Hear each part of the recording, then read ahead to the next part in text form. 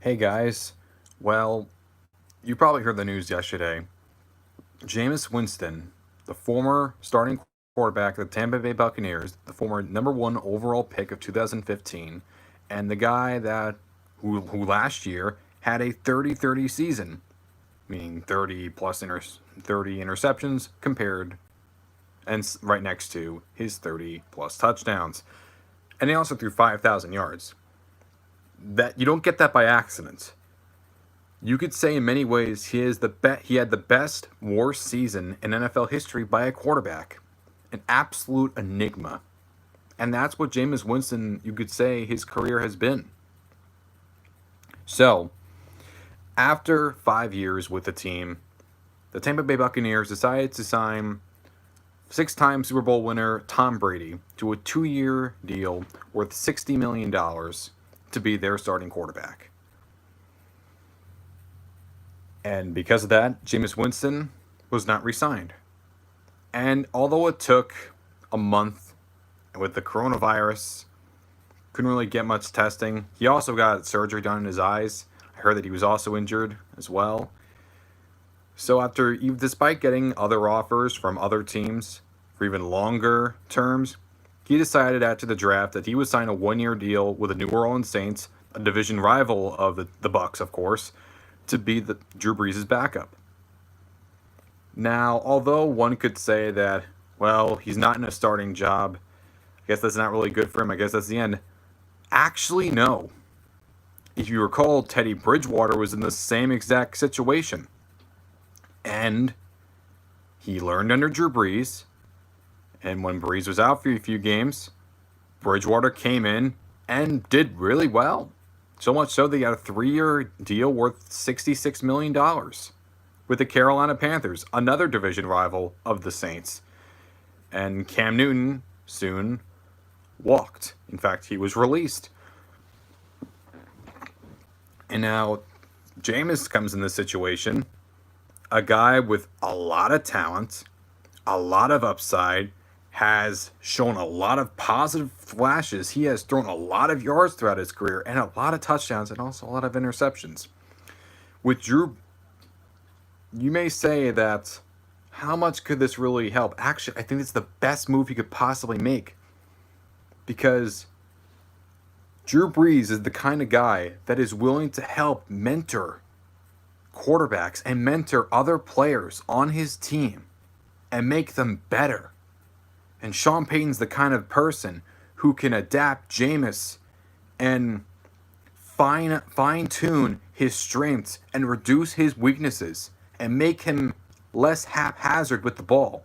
Because as great as Drew Brees is, you can't forget that in his early years when he was with the San Diego Chargers, he only completed around 50% of his passes for the first few years. But that's why Philip Rivers was drafted by the team. Well, Eli Manning was. That's why they got Philip Rivers in that 2004 draft. It's because of how Brees was during that time. And so Brees started the next couple of years, but then after his shoulder injury, Philip Rivers came in. And he went to the Saints, and the rest is history. And with this, Brees is now considered by many, including myself, as one of the most accurate passers in league history. He owns every single quarterback record. Well, most of them. Passing yards, completion percentage, and touchdowns. The guy is still balling out at this age of 40. In fact, I would say that he's doing better for his age than Tom Brady has been, easily. He's 41 now. He's going into his 20th season in the league. And there are Super Bowl aspirations for the Saints. They've been one of the best teams in the NFC since 2017. They won the division the last 3 years. But those last 3 seasons have all ended in heartbreak. The Minneapolis Miracle against the Vikings in the divisional round. The Nola no call in the NFC Championship game against the Rams. And the not push off in the wild card game against the Vikings this year. Drew Brees is still playing well at this age. But he's not invincible. He is not immortal.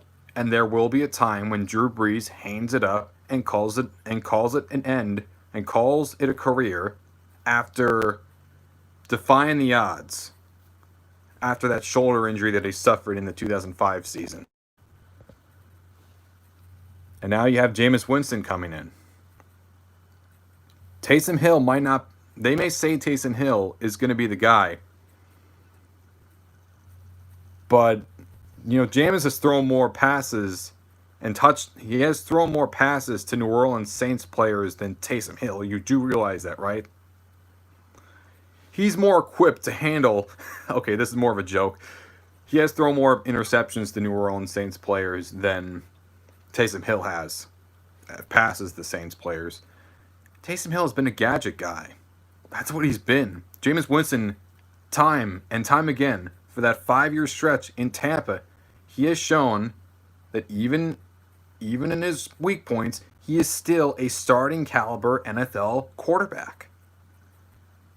And with Drew Brees, can you imagine how good Jameis can become?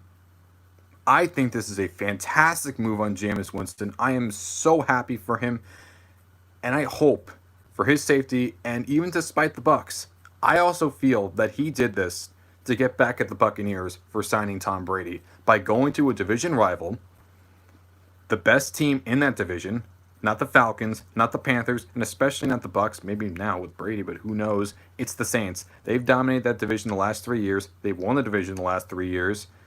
And it's them and the Niners as the two, and maybe you could say the Seahawks, but it's them and the Niners as the two best teams in the NFC. Even though the Packers were the 2 seed, people will still consider the Saints of last year to be better than the Packers, despite their records being the same and the Packers holding a tiebreaker.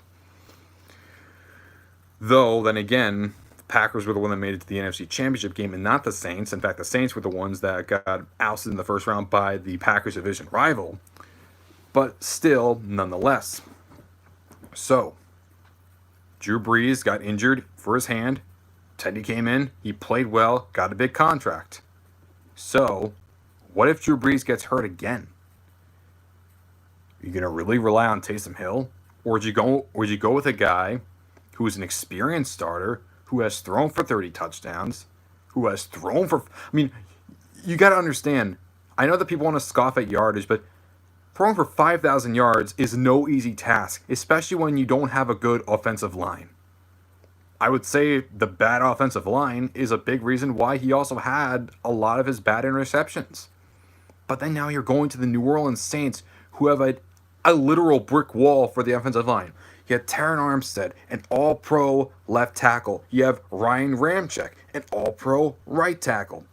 You have Larry Warford and Andrus Peat, 2 quality Pro Bowl guards. And you also have Eric McCoy there, who had a great rookie season in replace of Max Unger. And now you have Cesar Ruiz coming in, the best interior lineman in this draft class, who's going to be replacing Warford, who they're probably going to trade, despite Warford being in the Pro Bowl the last 3 years. They're just this is a literal brick wall. Meanwhile, the Buccaneers had to help out, and they had to trade up to get Tristan Wirfs. They needed offensive line help. The Saints don't need that. They're stacked. Though you're not going to have Chris Godwin, Mike Evans, or Cameron Braid, and you're obviously not going to deal with Rob. You're not going to have Rob Gronkowski either because he's now a Buck. You have Michael Thomas, who broke the receiving yardage record. He broke the receptions record by a wide receiver, and he won Offensive Player of the Year. And you have Emmanuel Sanders. You have Latavius Murray. You have Alvin Kamara. And you have a great defense. You have good special teams. I mean, hey, I'd take that too. Yeah, I might not be the starter, but hey, I might be the starter. I very well could. Drew Brees is going to help me out. Sean Payton's going to help me out. I have so much confidence. And though I would have wanted to see him with the Patriots, deep down, I think the Saints were the best situation for Jameis. And I'm so happy that was the case. But I don't know about Cam Newton. I don't know how many offers Cam Newton has got. Tyrod Taylor has expressed interest about him coming to the Chargers. I'm not too sure about that now because you now got Justin Herbert for the 6th pick. Herbert has a lot of upside. He could potentially be the best quarterback in this draft class. It could be Burrow. Who knows?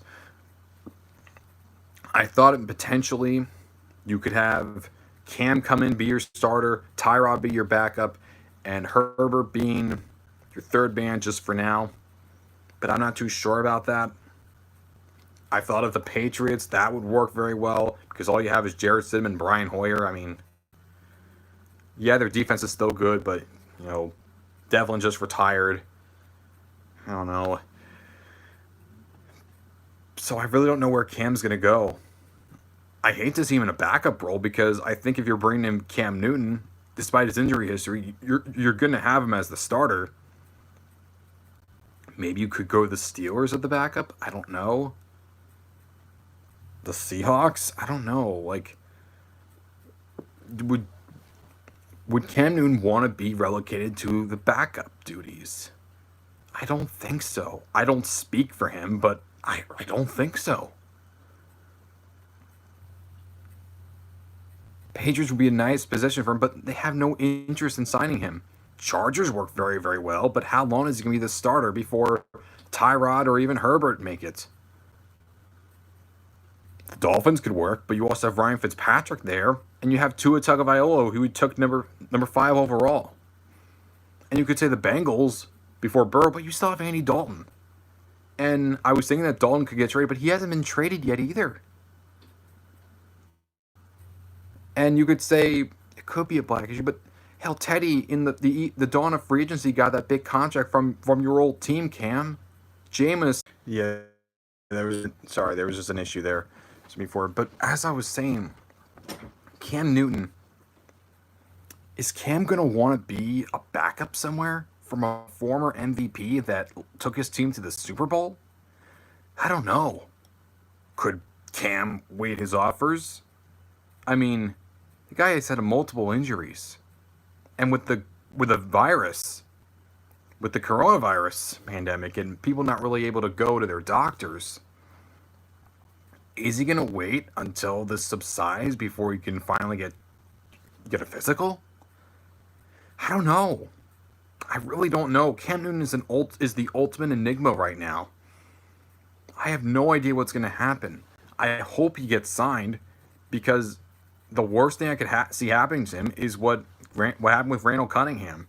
He took a year off and then was re-signed by the Vikings, and he earned his 3rd Burt Bell Award. He has as many Burt Bell Awards as Peyton Manning. In case you're curious, in case you don't know what the Burt Bell Award is, it's the award voted on by coaches and some owners who the MVP of the league is. It's not like the AP where it's the journalists. It's coaches and even some owners. So if people don't really care for a sports writer putting their vote, they could look at the Burt Bell Award and see a coach, people that have coached these players, who study these players constantly, and to see their stance on the matter from their perspective. And you might prefer that more than the AP awards. It's all based on preference, and because people like to hear from that a bit more different varieties of opinions and views, I'd give it a go. But as for Cam Newton, I hope he gets signed by somewhere. I don't think he's going to be a starter right now. He's probably going to be like a backup, like a very, very, probably the best backup on the market. The Steelers could. Who knows what's going to happen with Ben Roethlisberger? Could he be the guy to replace Ben Roethlisberger? Well, Mason Rudolph's not the guy. Devlin Hodges is not the guy. And Paxton Lynch certainly isn't the guy. You didn't take a quarterback in the draft. So I'd say give it a go. I hope he does.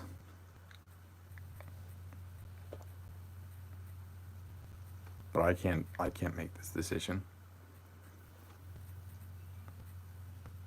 And as for the NFL, there was also reports saying that the NFL could start 5 weeks later than usual, and it would have the Pro Bowl canceled, which I have no problem with the Pro Bowl being canceled. I just wonder how that's going to affect people's careers.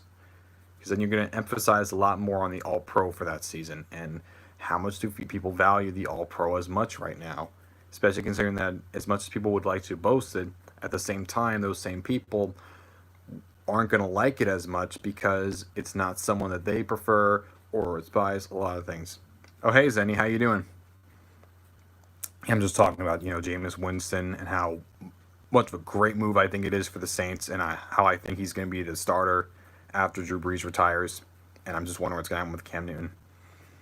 Outside of that, John McDonough was fired for the Blackhawks since 2000 after being with the team since 2007. Long time coming, but at the same time, the team was in disarray before he got there. He did a phenomenal job crafting a dynasty, and right now they're in the rebuilding stage, and it shows you that literally no one over there is untouchable. So Patrick Kane can go, Jonathan Taves can go, Duncan Keith can go. That's what it shows. They're in rebuilding stage, and if you don't like it, well, tough. You gotta get worse before you gotta get better. And a lot of the players are just getting old. But I'm looking at it from their perspective. Hope you do too. Well, nice speaking with you today. I'll talk to you guys again soon. Stay safe out there. Stay indoors. Social distance. And have a good one.